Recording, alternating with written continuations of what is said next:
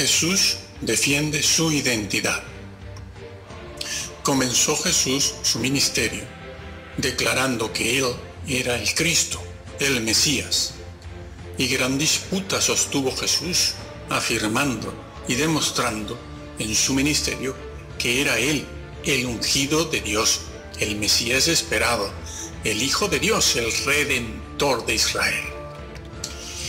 Y como Hijo de Dios, su mayor esfuerzo estuvo encaminado a revelar la exclusiva relación que Él, Jesús, tenía con su Padre, y que esa relación única y exclusiva era la que le daba la autoridad para enseñar la doctrina que tanto a ellos les escandalizaba. Esto al final le llevaría a la muerte, claro. En su disputa con el pueblo y con los guías espirituales, hubo una ocasión entre varias, en que la muchedumbre tomó piedras para apedrearle.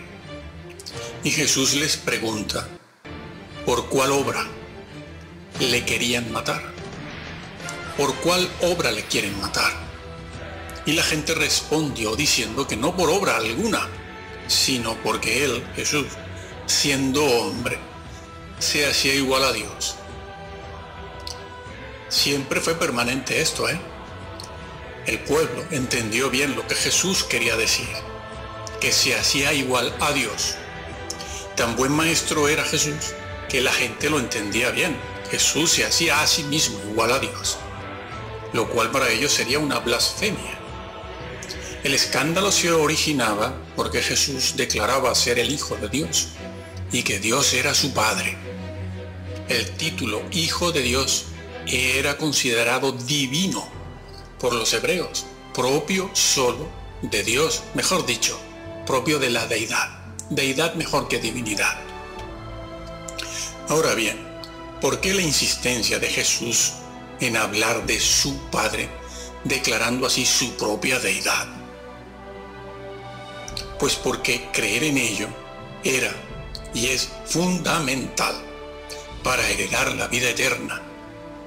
Creer en la existencia de Jesús y al mismo tiempo rechazar su doctrina y su teología que explica su deidad y su relación con Dios el Padre significa perderse eternamente.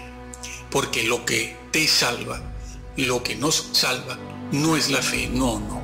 La fe no salva, sino el contenido de la fe. Por ejemplo, estúdiese 1 Corintios 15, la fe vana. Sí, la teología de Cristo, porque Cristo era un Cristo teológico y su doctrina era una doctrina teológica. Se ha puesto de moda desacreditar, falsear y desmentir a los que hacen teología. Todos somos teólogos, todos hacemos teología en algún grado. Para no hacerla hay que dejar de leer la Biblia. Y no evitó Jesús la polémica por decir que era el Hijo de Dios. Más aún, es la controversia que también le acompañó toda su vida, por decir que era el Hijo de Dios, el Rey y el Señor del universo. Y lo es. En la cruz por ello moriría con el título que sobre su cabeza afirmaba Jesús, Rey de los judíos. Así le buscaron los magos y así murió, como rey. Pero los contemporáneos de Jesús no aceptaron la doctrina ni la enseñanza que sobre el Padre y el Hijo presentó Jesús. La doctrina de Jesús les era un escándalo. Predicar hoy la Biblia tal cual te la encuentres en el púlpito es un escándalo, y no hables de la ley. Jesús, en su enfrentamiento con los guías de su pueblo, hacía una distinción en la relación que tenía él, Jesús, con su Padre, que era una relación y comunión distinta y superior a la relación que Dios tiene con cualquier otro creyente. Diciéndoles así, Jesús les decía así que él, Jesús, era el Hijo único del Padre.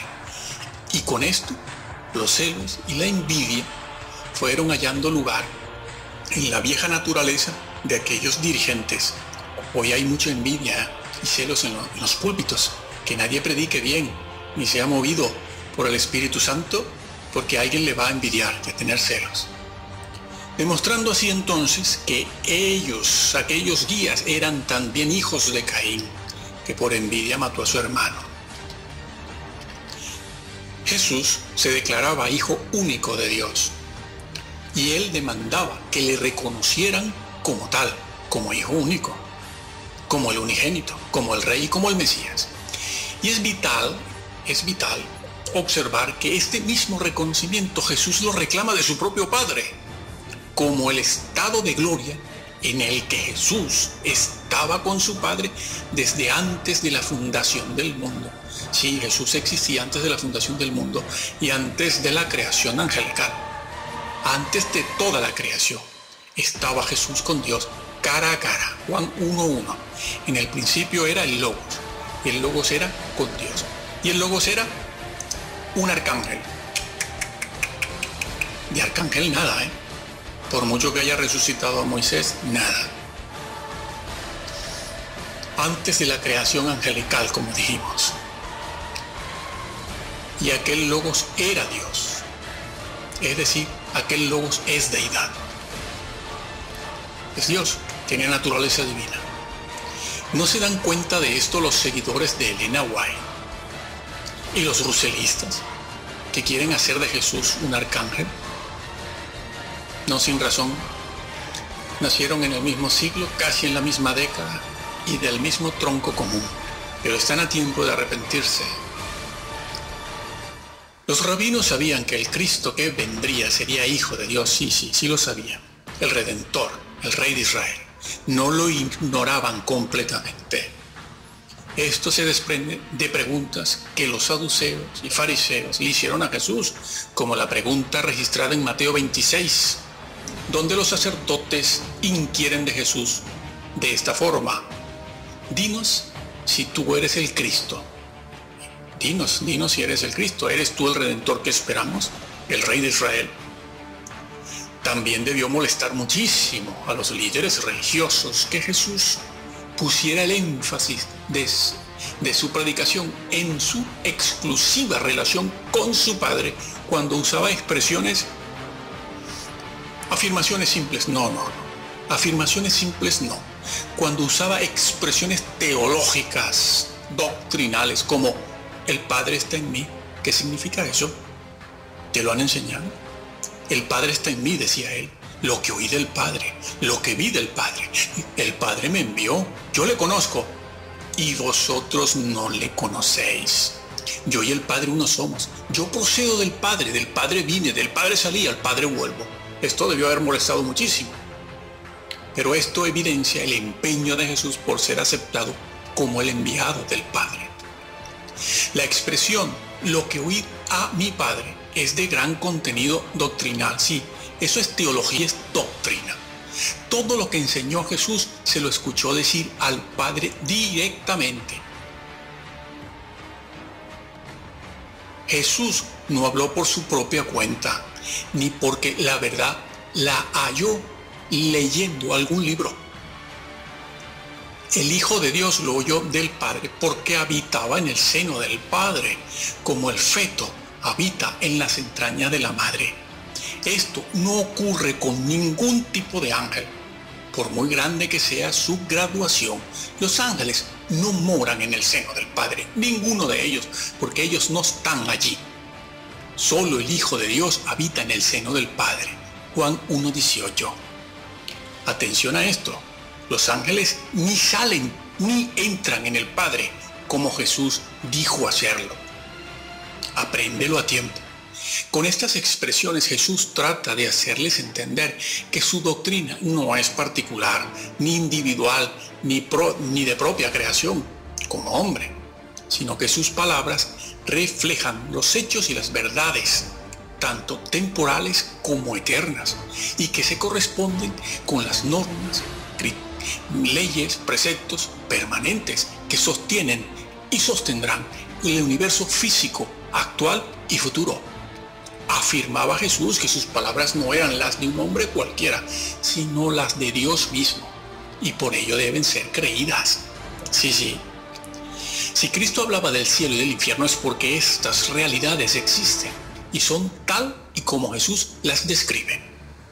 Cuando explicaba que el arrepentimiento es un cambio continuo de valores y mente, lo hacía para advertir que la primera obra que debe experimentar una persona es el baile. No, es el de convertirse.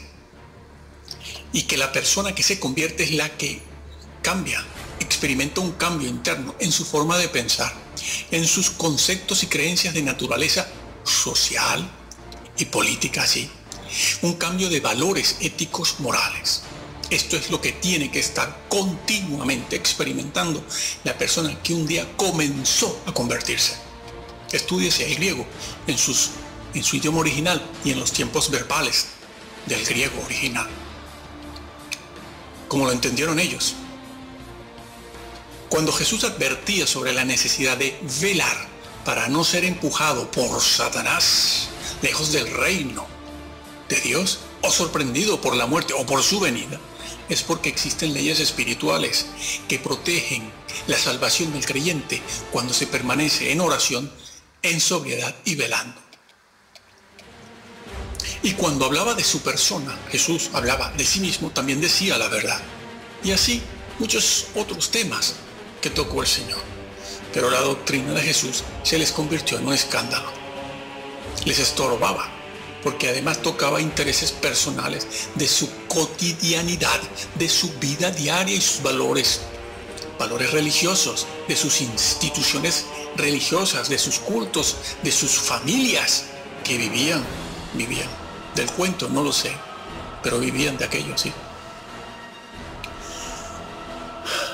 Ante la resistencia del pueblo frente a Jesús, llega un momento en que Jesús les declara abiertamente: yo soy. Sí, sí, eso de que Jesús nunca dijo que era Dios y que nunca dijo que era hijo de Dios, eso es falso. Hay un momento en que el Señor Jesús dijo: yo soy, yo Yahvé, se los dijo. Han de leer los capítulos del 7 al 10 en el Evangelio de Juan. Cogieron piedras para matarle, porque claro, él se hacía igual a Dios y el pueblo entendía lo que Jesús enseñaba. Y es que la salvación requiere que se crea que Jesús tiene naturaleza divina, sin ningún género de dudas. Sin esto no existe la salvación, aunque se acepten todos los demás hechos del Cristo histórico. Bueno, varias cosas se desprenden de esta lucha de Jesús con su pueblo para vindicar su identidad divina. Hemos visto algunas. Vamos a ver algo más. Una es la insistencia de Jesús hasta la muerte en diferenciar entre su persona y la persona del Padre. Sí, sí. En la esencia divina hay tres personas.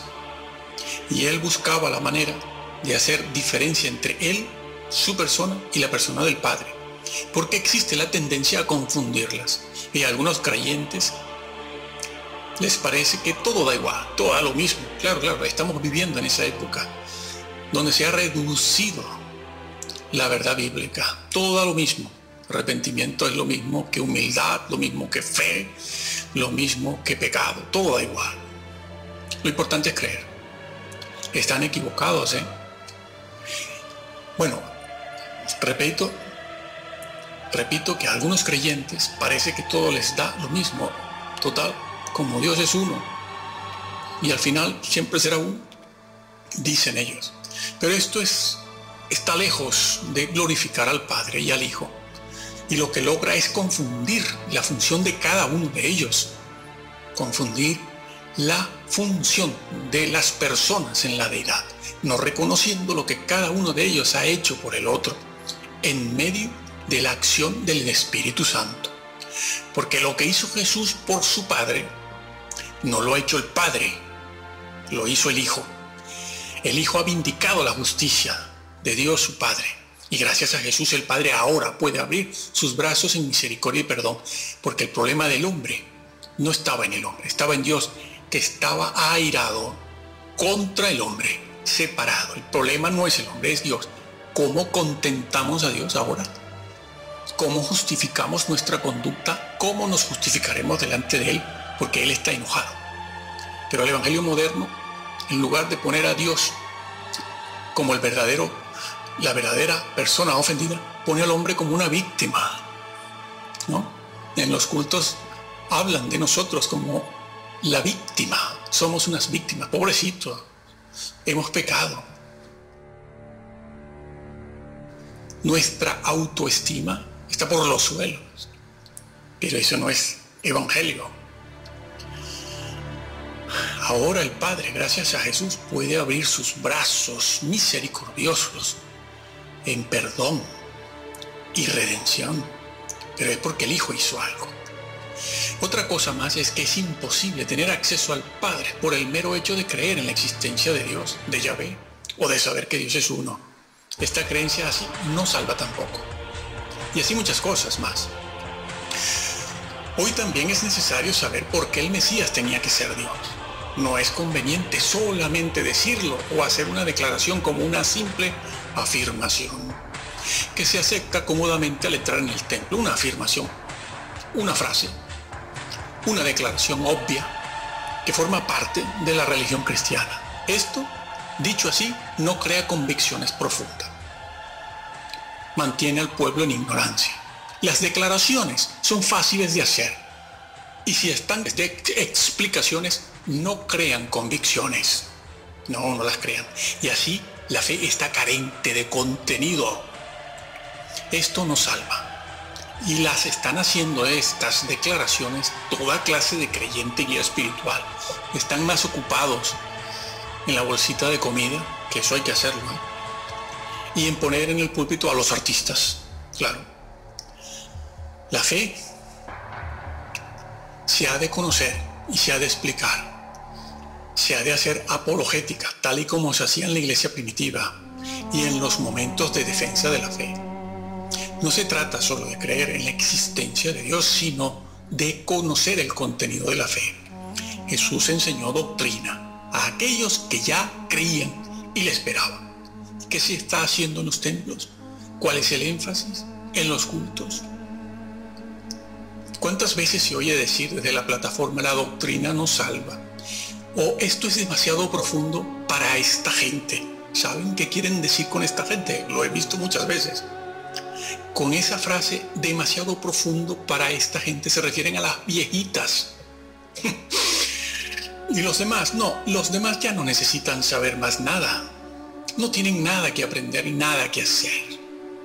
Olvidando que el Nuevo Testamento fue escrito para esclavos, analfabetas, jóvenes y viejos, indoctos, incultos, hambrientos, mendigantes, pobres, ricos, cultos, además de para sabios, reyes, etc. ¿Sí? Y ellos lo entendieron. Somos nosotros los que no estamos entendiendo lo que es el Evangelio. Muchos de ellos lo entendieron hasta dejarlo todo por el Señor. Cuántos celos inadvertidos también se pasean en medio del pueblo de Dios, que no hacen otra cosa que silenciar la verdad, amordazan a Dios, están enviando al infierno a las personas con su nepotismo eclesial, nepotismo eclesiofamiliar. Intereses ocultos, inconscientes, actúan en la naturaleza humana sin darse cuenta. Estimado hermano, lee otra vez, mira, lee la Biblia tal y como te la encuentras. No, cuando llegues a una parte difícil como aquella de Apocalipsis donde dice el Señor dice, borraré o no borraré su nombre de la lista del libro de la vida, no te lo saltes. Como yo he visto que hacen los modernos predicadores que van de púlpito en púlpito, no tienen iglesia, pero van por todas al mismo tiempo predicando. Y al llegar a este versículo dicen, bueno, eso no quiere decir nada. Serán juzgados por haberse erigido como maestros sin serlo. Como dice el apóstol en la Biblia, dice, no os hagáis maestros muchos de vosotros, sabiendo que recibiréis premio. No, recibiréis mayor condenación. Y como decía antes, al llegar a este versículo, dicen, bueno, eso no tiene nada que ver, sigue para adelante, tira para adelante. Pandereta y circo se verán en el infierno. Lo siento de verdad. Tú lee la Biblia tal y como te la encuentras. Y cuando llegues a un versículo así, no lo pases hasta que tu investigación, el Espíritu Santo, la iluminación te diga qué quiso decir el Señor con eso. Te llevarás una sorpresa si lo haces. Ora, escudriña. En tu iglesia, ve a tu iglesia, escucha a tu pastor. Ayúdalo. Haz todo lo posible por ayudar también al hermano que está a tu lado. Anímalos a ellos a conocer a Jesús, no a creer, a conocer. Porque el Señor ya está aquí. Su presencia se va a manifestar pronto. La época y los días finales llegaron. No sabemos la hora. Es evidente que todavía falta. Se ha de manifestar el anticristo. Esta crisis nos va a llevar a eso. Habrán guerras y todo eso. Pero el momento llegó. Ya estamos en el final. Si nosotros no llegamos a vivir esos momentos, esos instantes finales, pues partiremos a la presencia del Señor, que es lo mismo. Nos van a juzgar igual. Venga el Señor o marchemos nosotros. Así que velemos, oremos, sobre todo respetemos al Señor, porque Él está enojado porque no se le respeta en su casa. Es un desorden esto. Que el Señor te bendiga.